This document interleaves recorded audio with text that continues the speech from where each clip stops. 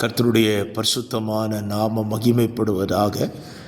ஆசீர்வாதமான ஒரு நல்ல காலவேளையிலையும் பாளையங்கோட்டை இந்திய தேவ சபையிலிருந்து காலை மன்னாவை உங்களுக்கு வழங்குவதில் மிகுந்த சந்தோஷம். இந்த புதிய நாளுக்காக கர்த்தரை துதிப்போம். பரிசுத்த பிதாவே, நீர் கொடுத்த புதிய நாளுக்காக நன்றி. இந்த நாளை உம்முடைய பிள்ளைகளாய் எங்களுக்கு ஆசீர்வாதமாய் மாற்றி கொடுங்க. இந்த நாளிலே நாங்கள் உமக்குள்ளே வாழ, உமக்குள்ளே கழிகூற பரலோகம் எங்களுக்கு உதவி செய்யட்டும். இந்த நாளிலே தங்களுடைய நல்ல நாட்களை சந்திக்கிற பிள்ளைகளை மனதார வாழ்த்தி ஆசீர்வதிக்கிறேன். உம்முடைய பிள்ளைகளின் மேலே உங்கள் ஆசீர்வாதம் தங்கட்டும். இந்த காலை தியானத்தை ஆசீர்வதியும்.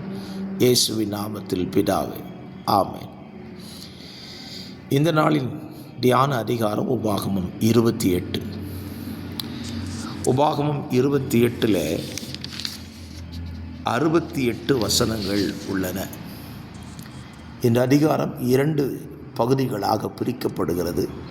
ஒன்று ஆசீர்வாதமும், இன்னொன்று சாபமும் சொல்லப்பட்ட வேறு பகுதி. ஆசீர்வாதத்தை வெறும் 15 வசனங்களிலும், சாபங்களை கிட்டத்தட்ட 53 வசனங்களிலேயும் தேவன் பேசியுள்ளார்.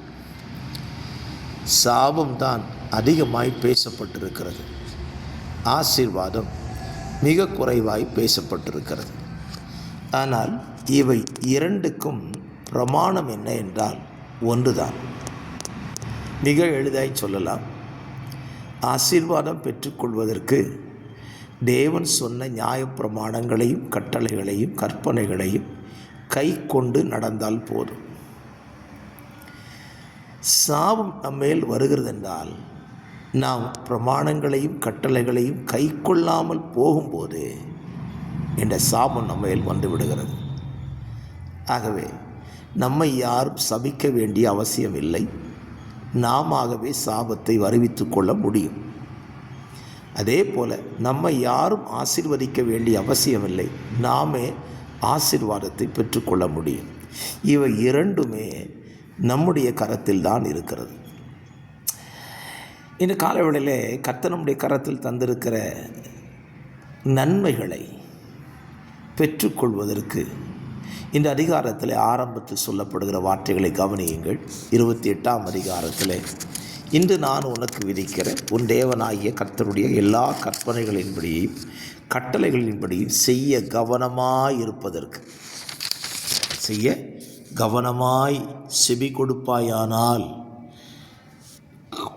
பூமியில் உள்ள சகல ஜாதிகளிலும் மேன்மையாய் வைப்பார். நம்ம மேன்மையாக இருப்பதற்கு கட்டளைகளை கற்பனைகளை கை கொள்வோம். நிச்சயமாய் மேன்மையாக இருப்போம்.